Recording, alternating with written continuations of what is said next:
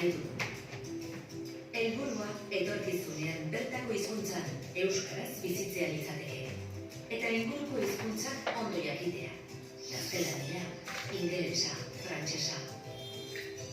Izan ere, hizkuntzek kultura desberdinez gozatzeko, lanerako, jakintza zabaltzeko, eta munduaren ikuspegi irekiagoa izateko aukera ematen digute. Nola da puntu aldiego etxe. Jarraian jasoko dituzun gomendioak, Guía para padres y maestros de niños bilingües liburuan oinarrituta daude. Nik badakit euskaraz.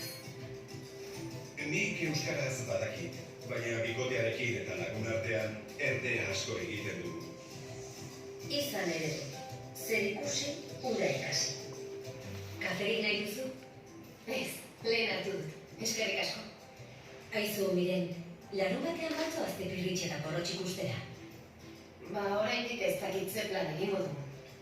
Ama, nik ere joan nahi dut. Bai, ondo da. Gu ere joango gara. Ondo da, baina orain hasi gauzak jasotzen, etxera joan behar duguta. Saiatu euskaraz dagoena eskaintzen. Egia esan, orduak pasa ditzakete jolasean, irakurtzean edo telebistari begira.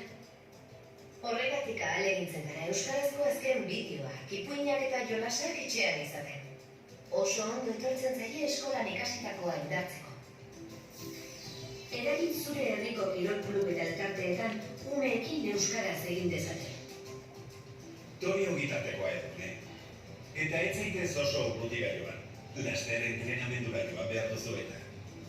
Astean behin joaten da futbolera. Oso gustora dabil. Entrenatzaile euskaldunak jartzea lortu dugu aurten. Eta arek euskaraz egiten dienetik, aurrek beraien artean ere gehiago erabiltzen dute. Azken 35 urteetan egindako ikerketek, argi eta garbi erakusten dute, txikitatik bi hizkuntza edo gehiago ikasten dituen aurrak, hizkuntza bakarra ezagutzen duenak baino errazago bereganatzen duela hirugarrena. Ulermenerako flexibilitate handiagoa duela, eta komunikaziorako gaitasun handiagoa. Hizkuntzak menperatzeko, oinarrizkoa da erabiltzea, ezagutzea eta motibatua egotea. Hori, bermatuta daukagu gaztelaniarekin. Euskararekin gauza bera egitea da helburua. Bide lagun izan nahi dugu.